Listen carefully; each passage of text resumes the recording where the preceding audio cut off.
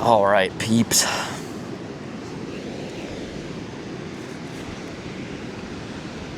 How's it going, everyone? Welcome back.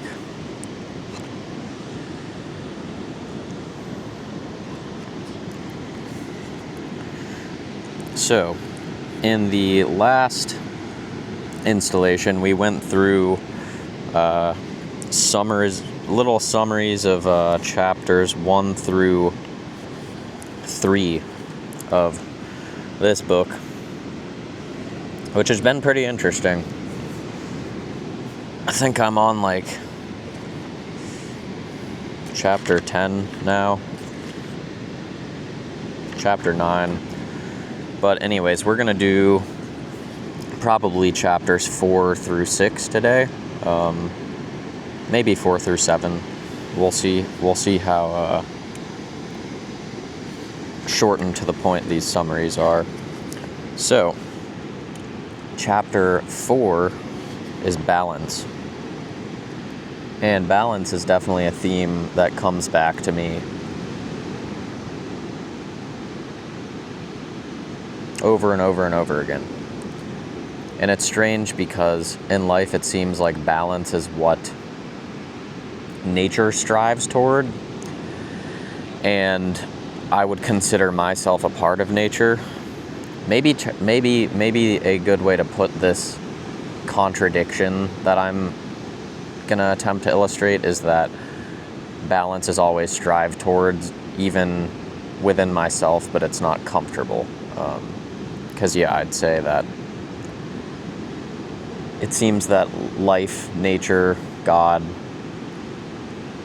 pushes toward balance, and it seems like human beings, myself included, if I'm not a lizard person, I push away from balance.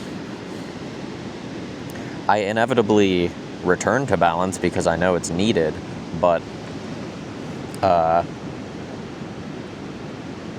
think per grandiosity and pride and ego and self-seeking tendencies, societal values, I push away from balance. Because what does, take the American dream, for example. Is the American dream a picture of balance? Probably not. I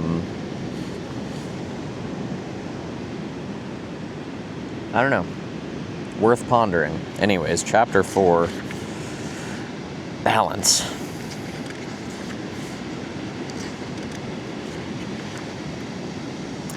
So, the chapter kicks off talking about excess potential. And excess potential, described by the author, is created by mental energy when too much importance is given to a particular object, probably a particular object of desire, or the opposite. Something that you either do not want to experience or you do want to experience.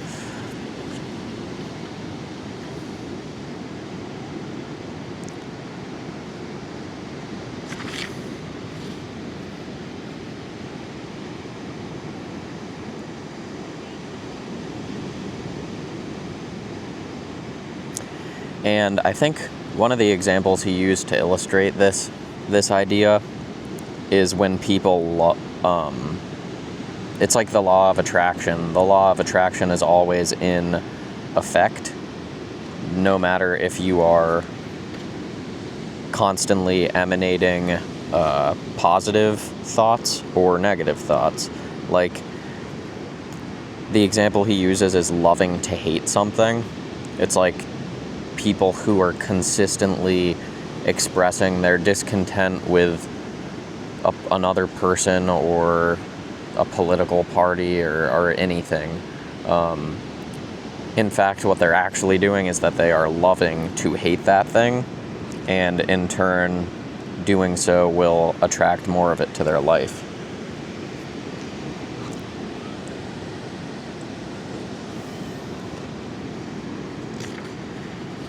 And it works backwards sometimes, because it often seems that people get what they do not want more often than they do get what they want. And that's where this book gets a little bit deep and confusing, because what he tries to point out and what I try to come to an understanding of is what causes the difference between bringing something into your life that you do want and do value and do love versus something that you don't. And I think that the simplest way he puts it is that when your heart and your mind are on the same page as something, it will bring it into your life. So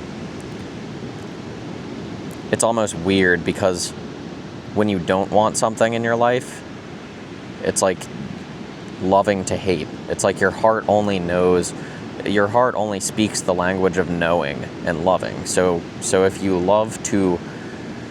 hold hatred in your heart, it's speaking the language of love of hatred.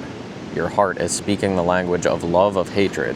So essentially, your heart and your mind, someone that you dislike, they did you wrong, and your heart that is loving to hate the person or the thing, they're both on the same page. So that's why it will continue to come into your life, or come into your life in different forms, more prominent forms, etc. Versus if you're desiring something, you're attributing excessive importance to it, excess potential. And desire is essentially the pre-acknowledgement that you want something but you don't believe that you can have it. So it's more of an example of when your mind wants something but your heart is not on the same page. And that's why people have trouble bringing things into their life that they want to. And I will say, I experience this stuff all the time. Especially with things that I want in life. Things that I ask myself, what would cause me to deserve such and such? Consider people in relationships where they'll say, I don't deserve you as a partner, you're too good for me or something. That person is dictating what they deserve. And it's not the compliment that I think most people think it is. It's kind of the opposite. Anyways, chapter 4 focuses on the excess potential by attributing excessive importance to certain things that you desire. And the idea is it's like when you're thinking so much about something that you want, really about anything, you get stuck in your mind and you're focused too much on the end goal and not on the process to getting to the goal. So you become locked in place and you forego action and you become scared of action, and it's a comfortable way to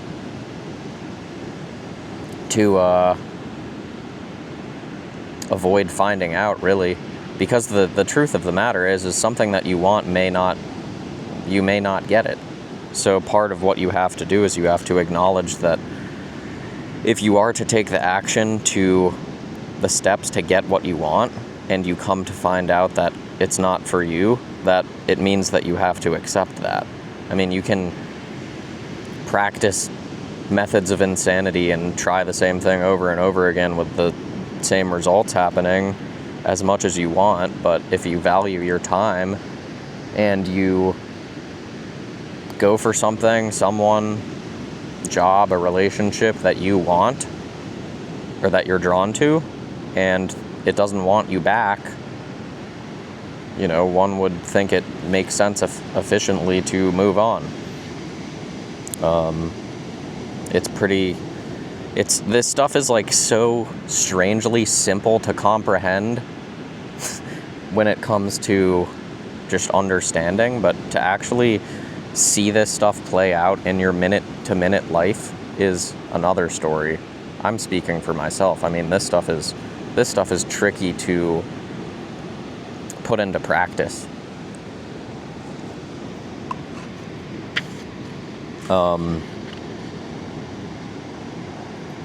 So focuses on resentment and judgment.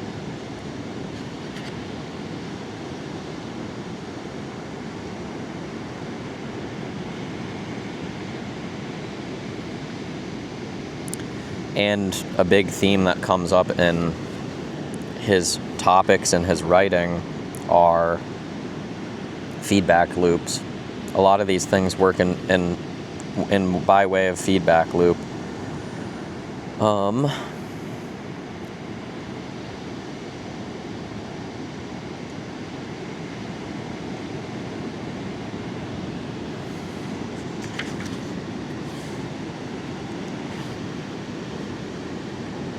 Dependent relationships.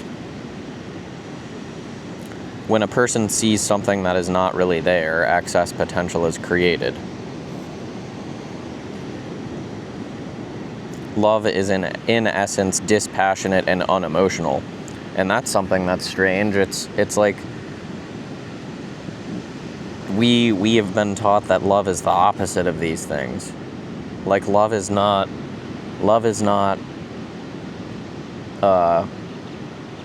taking on someone else's responsibility. Love is not being obsessive. It is, in essence, dispassionate and unemotional. It's letting go. It's living and letting live. Unconditional love is admiration without worship or the need to possess. This is hard stuff. This isn't easy to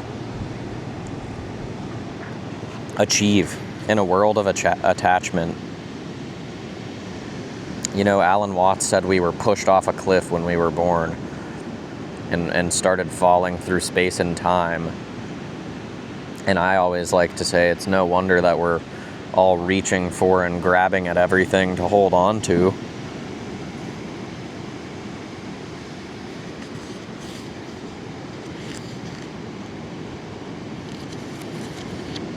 So, in the theme of balance, basically what the chapter is saying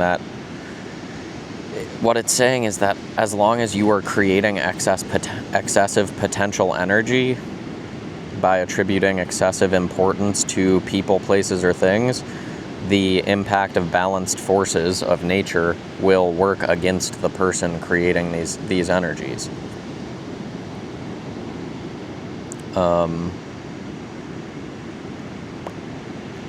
All conflicts are based on contrast and contradistinction. An initial statement is made such as, they are different to us. Then the statement is developed further. They have more than we do. Let's take some of theirs. They have less than we do. We must give them some of ours. They are worse than we are. We must change them. They are better than we are. We must fight them. They don't behave like we do. Something will have to be done about it. All of these comparisons in their various guises lead to conflict. They originate with feelings of discomfort with one individual and end in war and revolution. Balanced forces can eliminate contradistinctions via confrontation and via acceptance.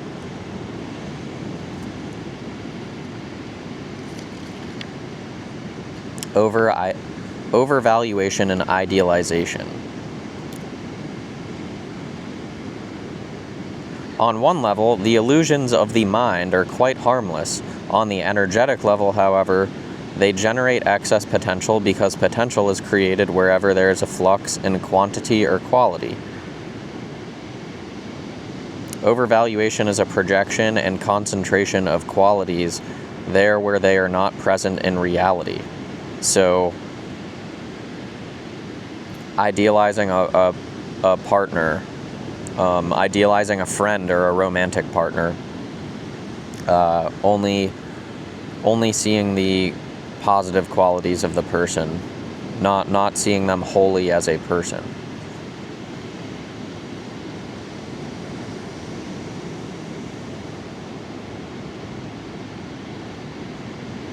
A dreamy and romantic young man creates a mental image of his beloved. Never has been me. Portraying her as an angel of pure beauty. In reality, it turns out that the young woman in question is a grounded individual who loves having a good time and shows no interest in sharing the dreams of the love-struck young man. Whatever the circumstances, when a person creates an idol of another and places them on a pedestal, the myth will sooner or later be debunked and the necessary disillusionment follows. It will bring you back down to earth, essentially. Every time. Every single time. There are no...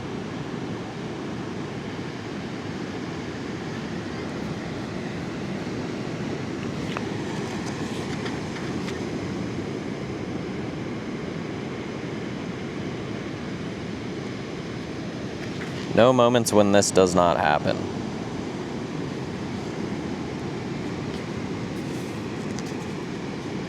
This is a big chapter.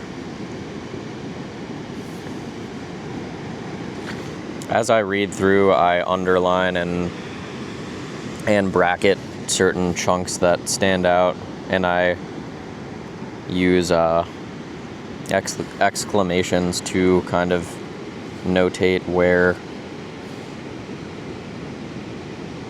important parts stick out.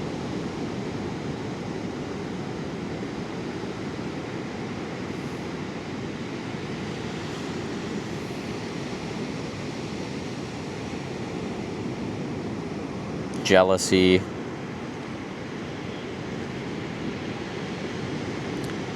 If you want your love to be mutual, you have to love simply without the thought of whether or not you are loved.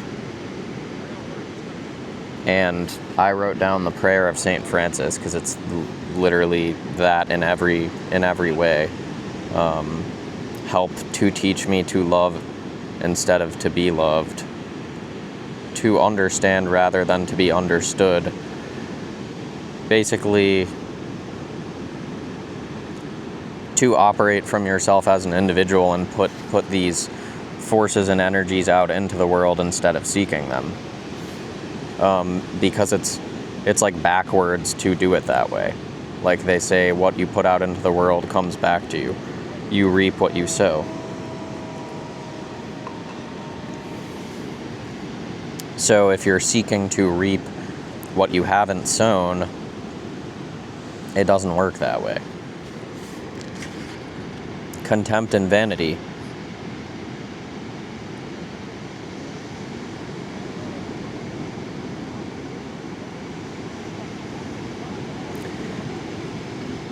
All of these common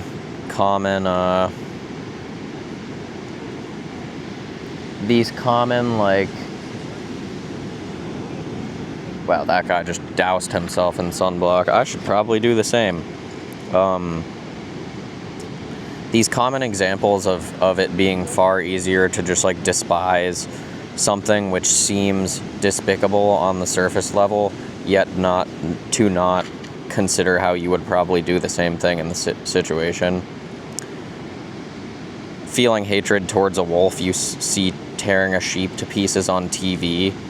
It's a sense of justice that impels us to judge, even though it's just ridiculous, because in the end we're all quote unquote fighting for survival. Like,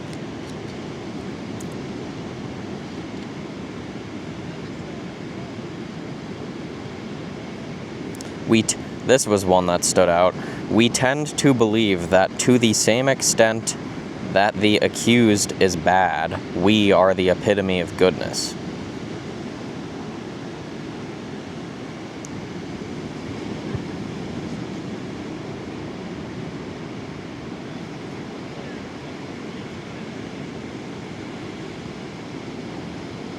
Yeah, so as you attempt to be judgmental and righteous in that way, life will slap you back into reality.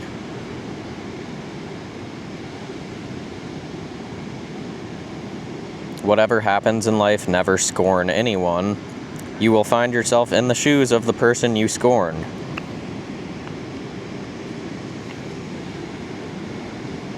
If you turn your nose up at alcoholics and drug addicts, you could end up in their shoes too. People are not born into these roles. Circumstances of life create the role, so in a way, sometimes, yeah, people are born into these roles, but why would anyone be immune to them?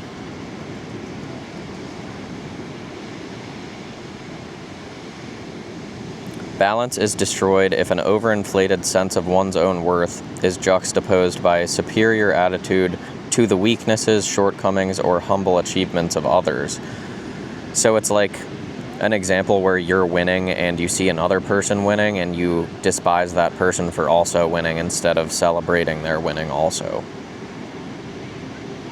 In which case, healthy self-esteem would become arrogance, pride, or vanity. And contempt and vanity are the vices of man. Yeah, true.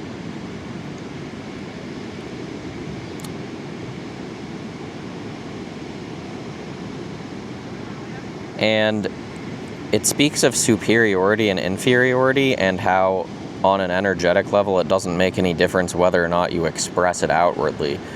Like, I guess a way of saying that is, in different words, is that what you hold true in your heart is the truth of you, and it doesn't, like, it'll come out eventually.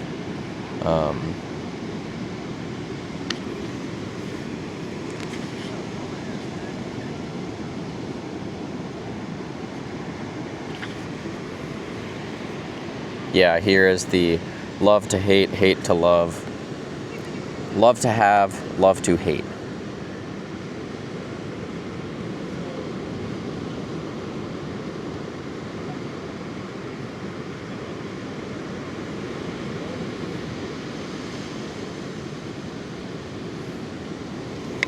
Love to have, love to hate.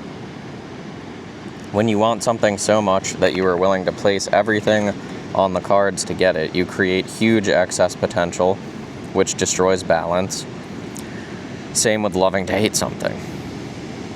And these balanced forces throw you into a lifeline of the alternative space where no trace of that object exists. And it works in the way such as where you want something greatly, you're not going to end up with it. And when you really do not want something, you're going to end up with it.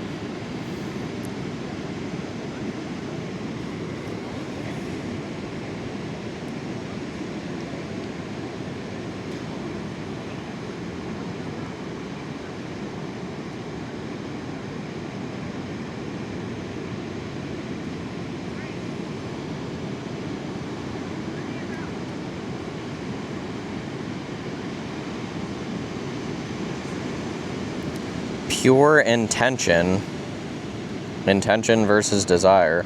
Pure intention is desire and action without the attribution of importance.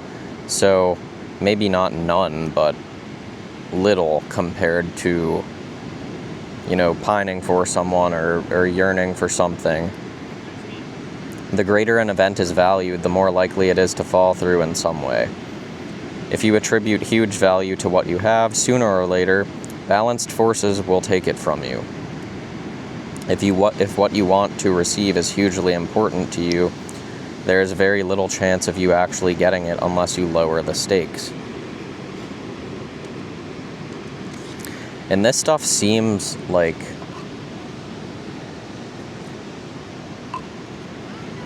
it seems hokey in ways, but at the same time,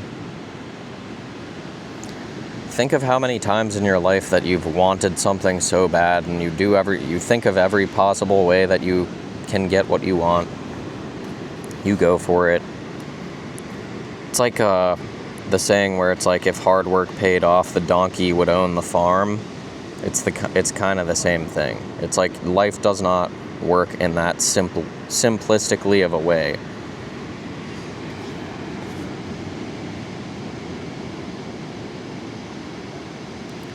A lot of people believe that if you want something badly enough, you will get it. This would suggest that strength of desire can bring you onto a lifeline where your desire will be fulfilled, but that is not the case. If your desire has become dependent, like a kind of psychosis, or you are hysterically driven to obtain something at whatever the cost, then somewhere deep down inside you do not really believe that you can achieve it. And that's the truth with desire, which creates a strong interference in the thought energy you are transmitting.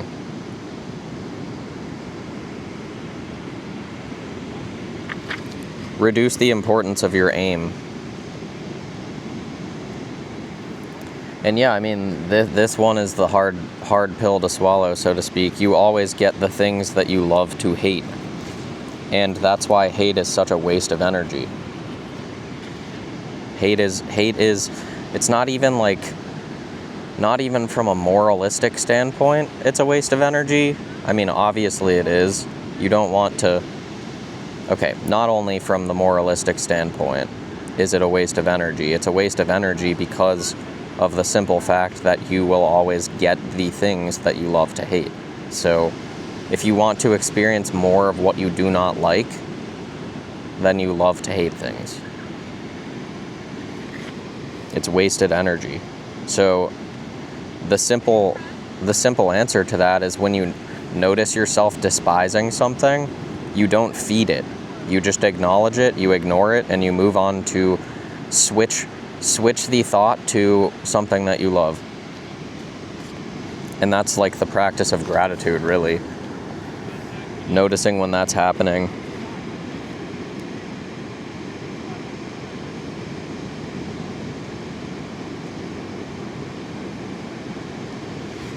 Wow, yeah, I forgot how dense this chapter was. And then guilt. Guilt is pure excess potential. So guilt plays an important role in life, but there are a lot of situations where people will be made to feel guilty simply due to the standards of systems or others where it has nothing to do with the action that you've done. It's just, there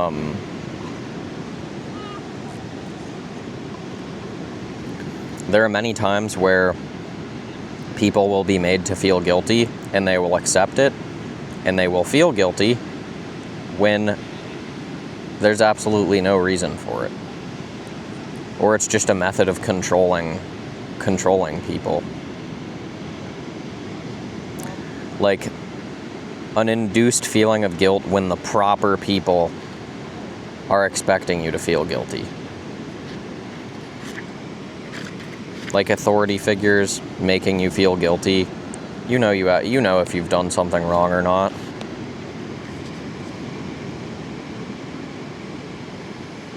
I penciled in, it is up to me to curate a reasonable moral compass based in respect. I think it's not very hard. You treat people the way that you would accept to be treated, or that you would like to be treated. It is better to avoid doing anything that would later cause you to feel guilty than to torture yourself with a guilty conscience. The guilt is inevitable, so if you know that you're going to feel guilty, what's the point?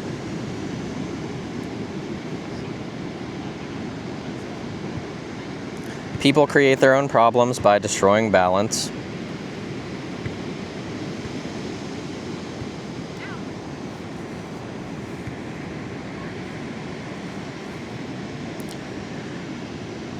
He brings up a stance that he sees the Ten Commandments as recommendations essentially for how to maintain balance, which I could understand that.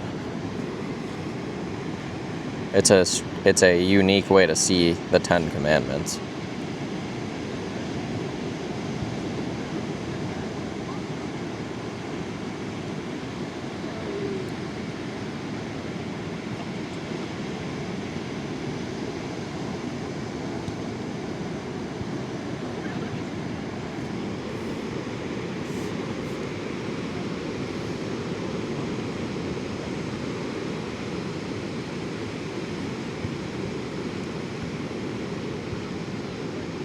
You do not have to justify yourself to anyone. That's true. If you are to blame for something, then you can accept the punishment, which is probably the right thing to do, but do not get stuck in the position of the guilty party afterwards. So you do your time, quote unquote, do your time, and you move on. People make mistakes, you make the mistake, you acknowledge that you made a mistake, and you move on. You don't see yourself as less or more damaged or whatever just because you made a mistake and accepted it. And that takes letting go and forgiveness on the part of the offended party.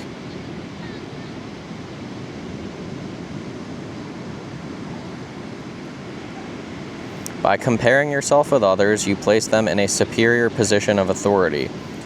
You essentially are enabling others to suppose that they are somehow better than you.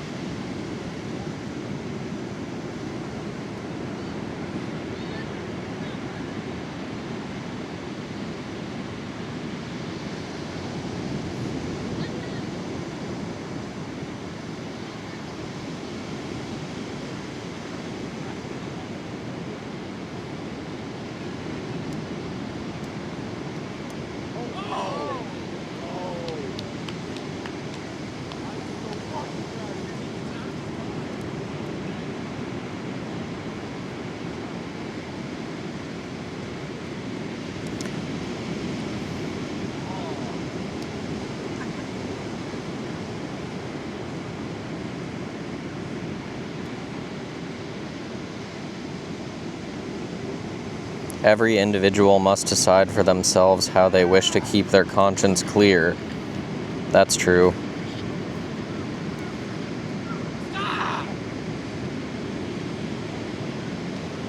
Indulging in feelings of guilt can only undermine your position. And I penciled in the same way people indulge in depression or anything familiar, even if it's bad things. Boldness indicates the absence of guilt.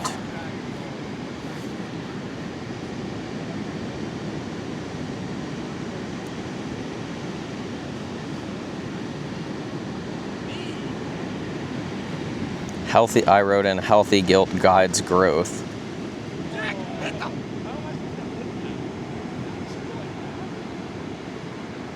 Asking for forgiveness, admitting your mistakes, praying for forgiveness, and confession are all ways of eliminating the excess potential of guilt. So yeah, if you've done something that you feel guilty for to someone, and you approach them and you tell them before they find out, you probably feel a lot less heavy than if you were to hang on to it until they potentially find out and then deal with the repercussions. If a person goes too far in their remorseful attitude, they risk becoming dependent on manipulators who are just waiting for the next victim. True, true, true. Demonstrating that personal independence and dignity are valued more highly than physical strength. Many people are strong physically, but strength of character is a rare trait. Preach that. True personal power rests on the ability to remain free of guilt and not on the ability to take someone by the throat. The famous Russian writer Anton Chekhov once said, "Drop by drop, I'm squeezing the slave out of me." I love that.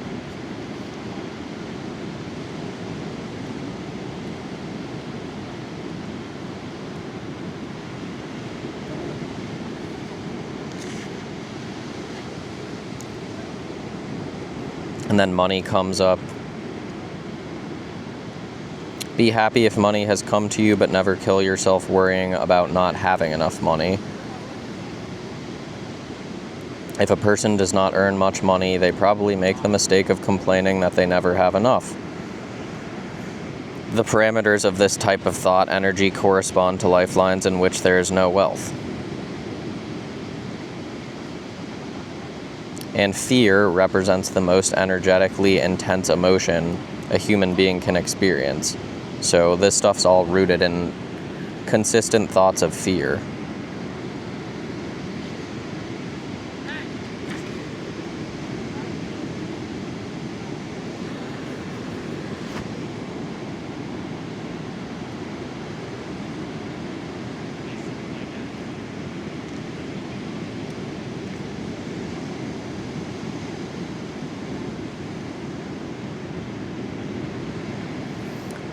People replace their original goal with the artificial substitute of money because, in pursuing their own interests, the myth has been created that in order to achieve your goals, you have to have money. People then lose a sense of what they really want from life and focus solely on the fruitless search for money.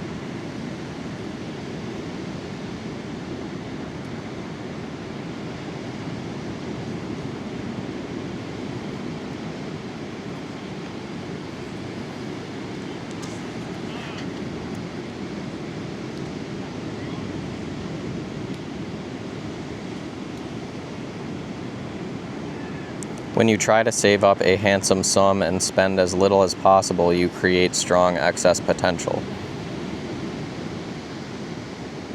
Potential appears where there is no flow of energy.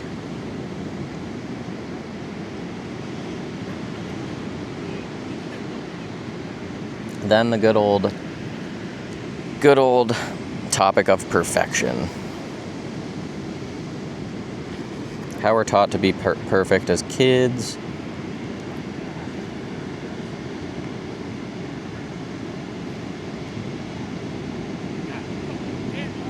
How these things develop into mania, into OCD.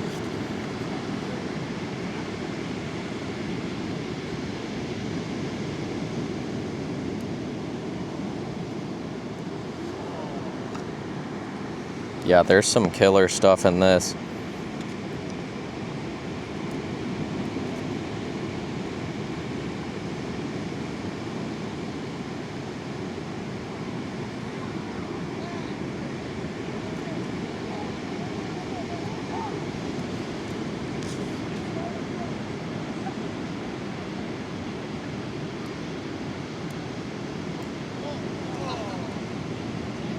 Importance, aka excess potential, is the most common cause of excess potential. Importance arises when something is attributed excess meaning. Inner and outer importance.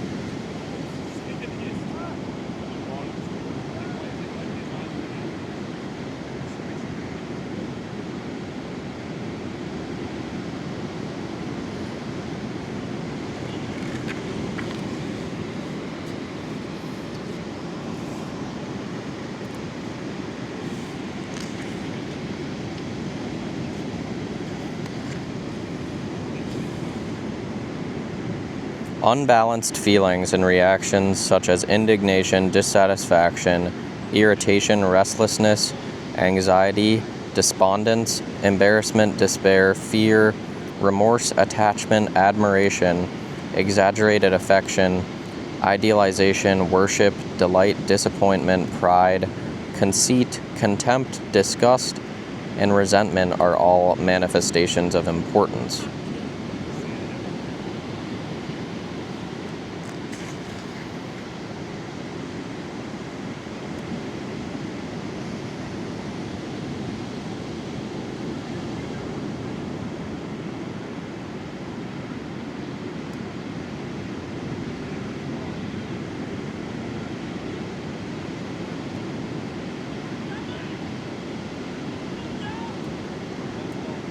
Feelings and emotions are simply a consequence of your relationship or attitude to something, and that attitude is caused by one thing: importance.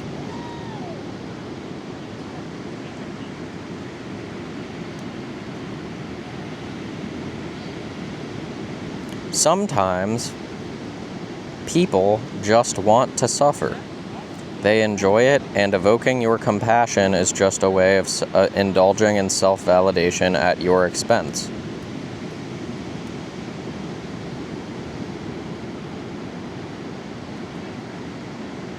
Deception.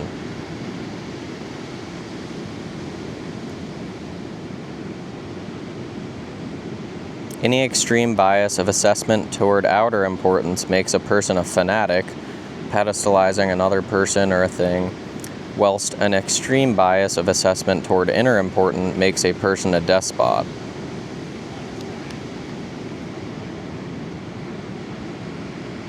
Balanced forces will only noticeably affect your life if you are very strongly attached to your own ideas of how things should be, if you are obsessive or have just gone too far. Maybe that's why they say don't fly too close to the sun, but also don't obsess over things. Easier said than done sometimes.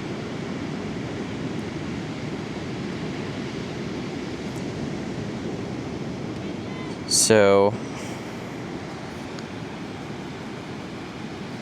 once you have let go of inner and outer importance, you obtain freedom of choice. And I wrote down, freedom of choice is like nutrient uptake in plants, and the forces, or the pendulums, that we talked about in the last video, are like pH lockout. Basically, when you're locked up in a pendulum, you cannot have the nutrient uptake, or the freedom of choice.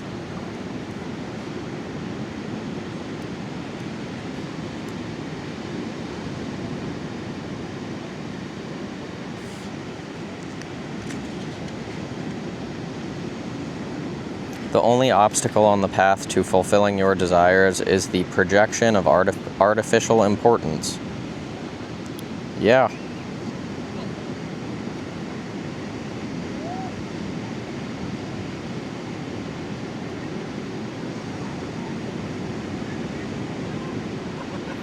Do not try to overcome obstacles, reduce their level of importance.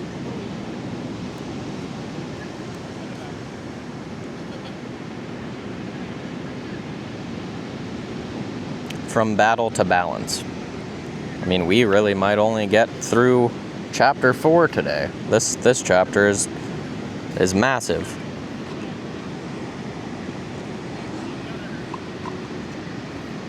Reducing inner importance does not have anything in common with becoming resigned or putting yourself down. Indulgently repenting one's sins and mistakes in life is the same as showing off one's virtues and accomplishments. Your remorse is only of any use to pendulums that want to establish control over you. Accept yourself the way you are.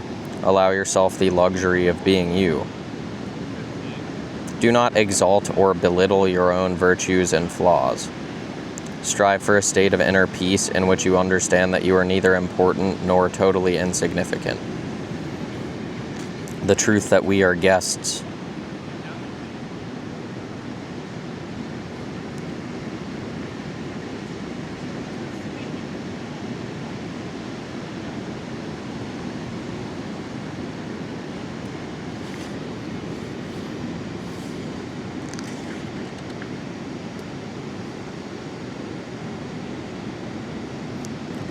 Not being intensely serious or over careful.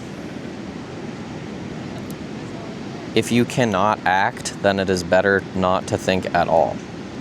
Shift your attention to something else. So that comes down to the obsession thing.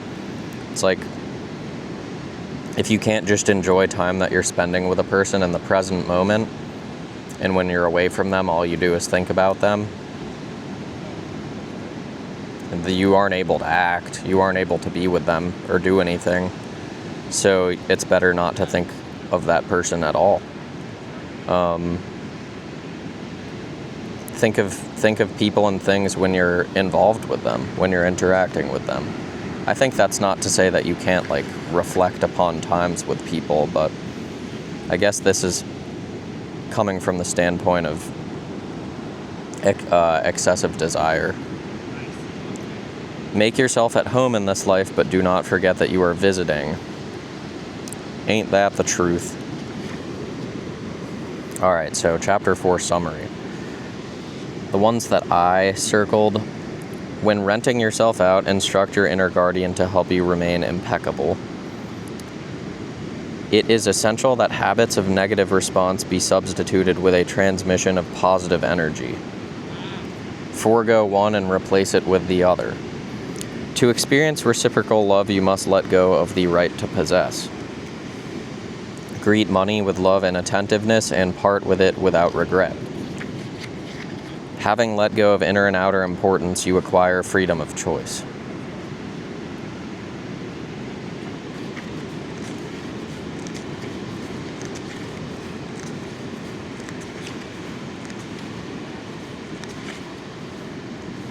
Alright, we should be able to get through chapter 5. The induced transition.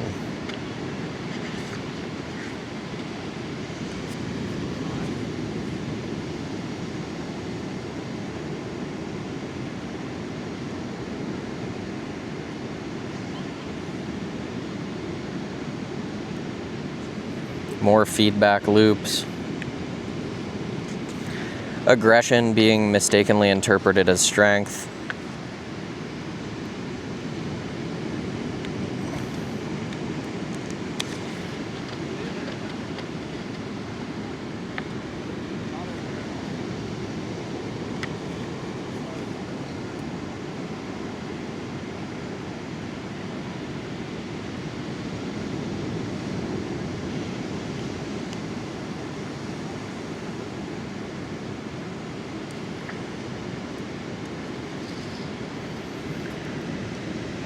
The book's not very old, but he did say the pendulums, in particular the mass media, actively make use of these particular features of human perception. The people who suffer from stress and depression, people don't suffer from too much joy. Fear sells. Bad news sells. Bad news gets people going.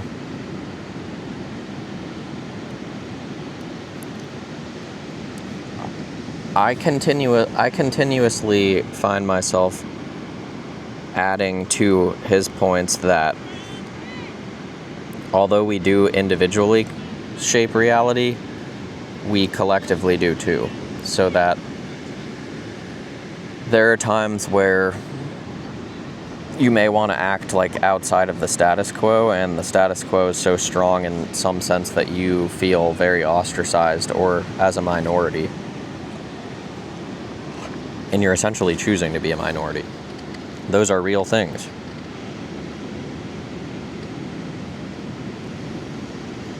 Talking about how TV shows and all of these sorts of things really just suck our energy. And people love to give it.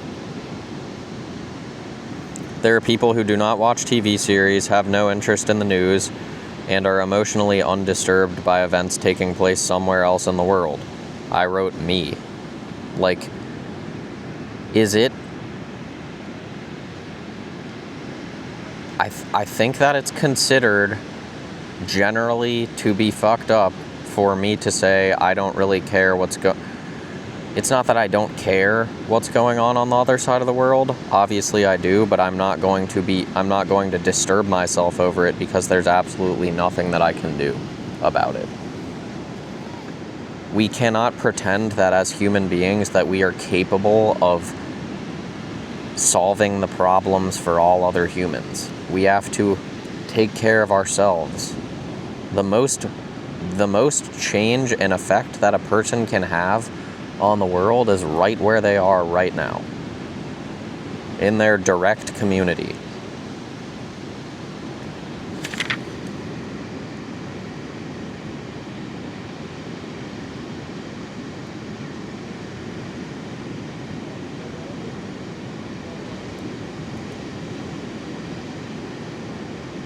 Talking about how observers become victims of disasters inadvertently, and how they unwittingly accept the fate of victim.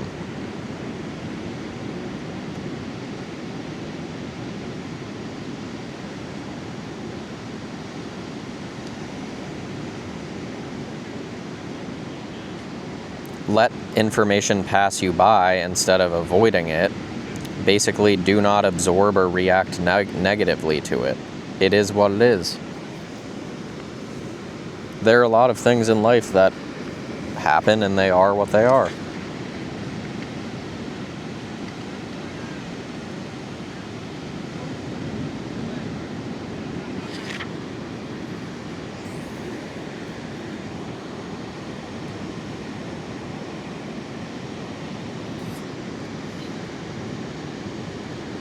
talking about how war is a pendulum and how protesting actually, like, contributes rather than helps.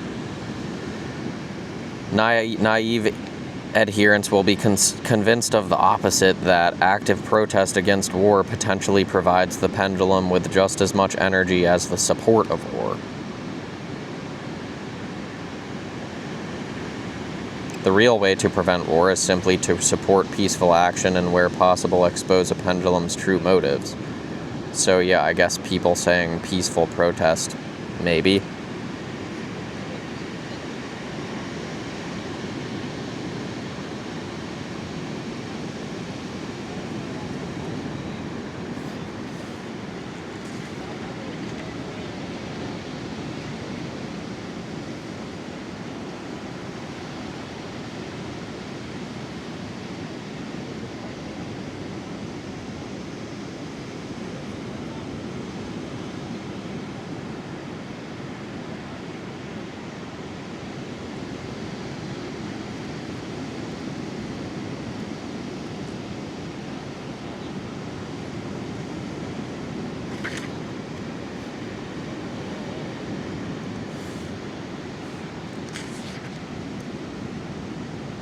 No idea should be taken to be absolute truth. We can only take into account patterns and regularities. Truth is always somewhere close by, but where exactly, nobody can say. Panic generates the most intense and quickly induced transition. Panic very effectively highlights the distinctive features of an induced transition. When a person panics, they almost completely lose their self-control, and they become a sensitive receiver and active transmitter.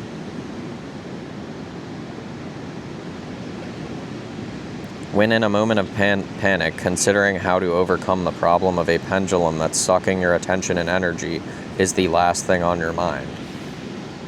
Hence why they sell to us concepts, ideas, stories that make us panic. It's not hard to see.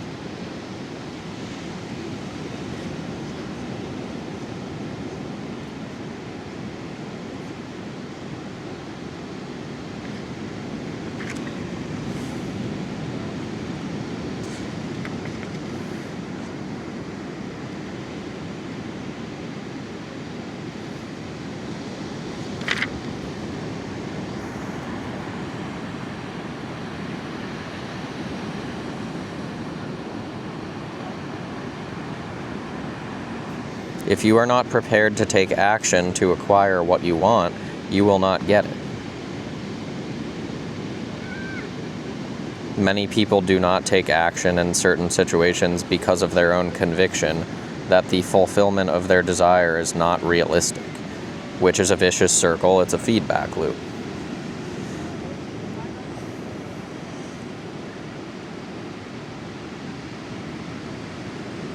Obstacle on the path to wealth being envy.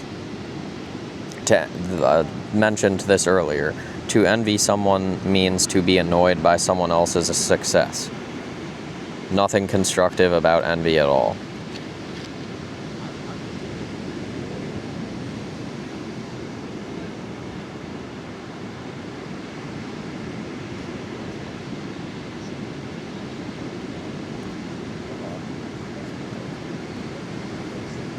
Desire to possess something is transformed into psychological defense, which then develops into rejection.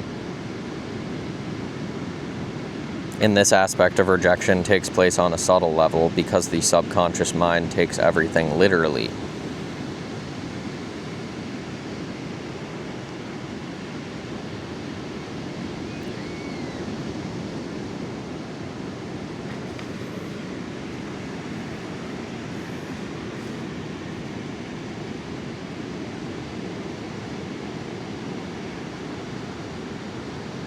You must not allow your inner guardian to doze off.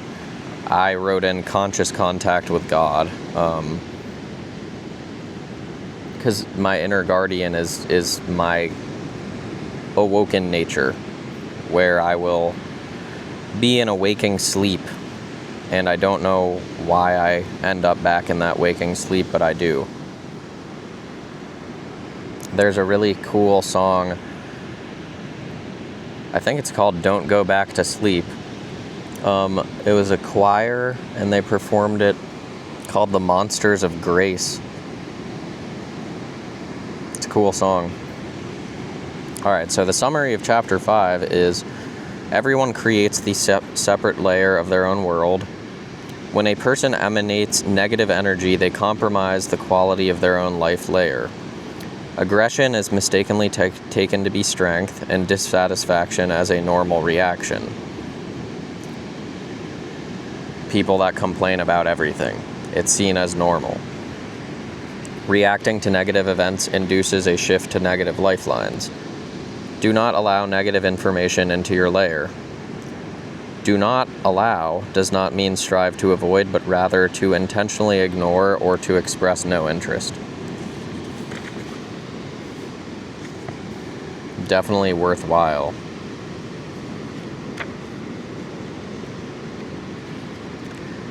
And I can definitely speak from experience with a lot of this stuff. Like, reading a lot of this has been really cool because it puts into words what I have kind of discovered by trial and error, but things that I haven't really seen described by anyone before. It's pretty cool. So yeah, we'll save Chapter 6 for next time, because Chapter 4 was a doozy. And then I'll end it today with a little poem that I wrote in an obsessive headspace.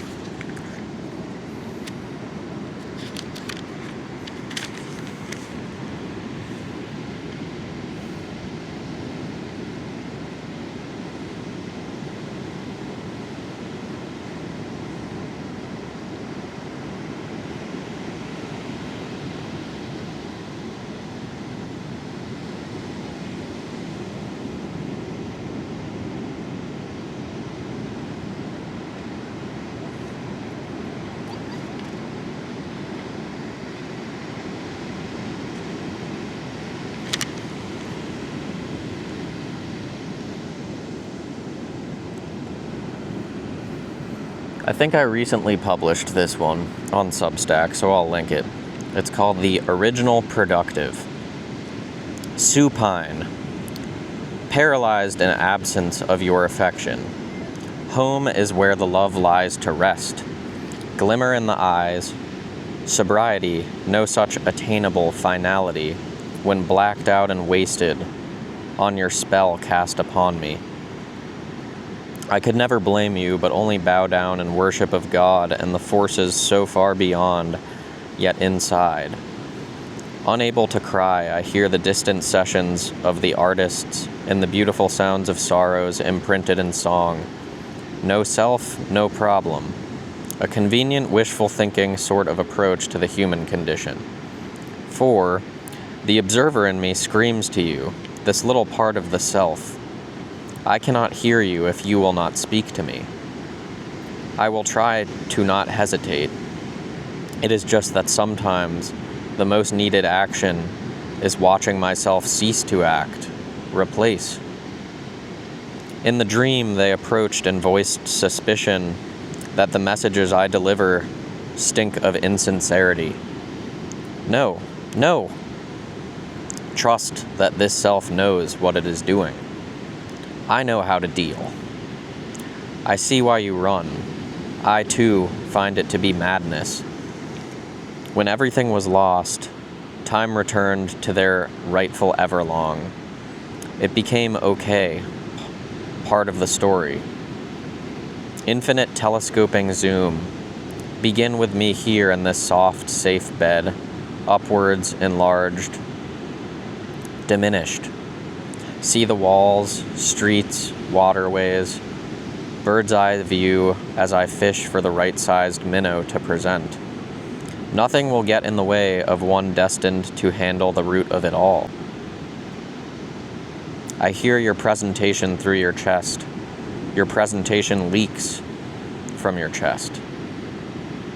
Cerebral, spinal, honey and spirit of love, turn around.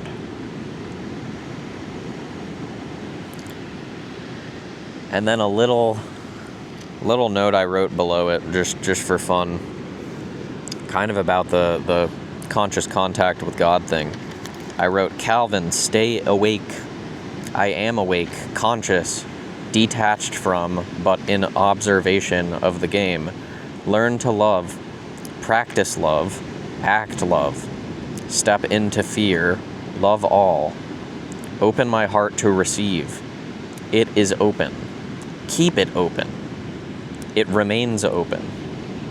I embody love in a non-drowsy state of consciousness. So, that is all for today. But we're gonna do chapters 6 and 7 potentially next time. Maybe we'll throw in 8 so that we don't have to cliff jump after that one. Yeah, it'll be good. Anyways, keep it real. Truly keep it real. Stay awake. Live from a place of love. Don't let those hard moments get you down. Stay vigilant. And maybe get that book. It's pretty cool. I'm liking it so far. We're about to dig in some more. Cheers.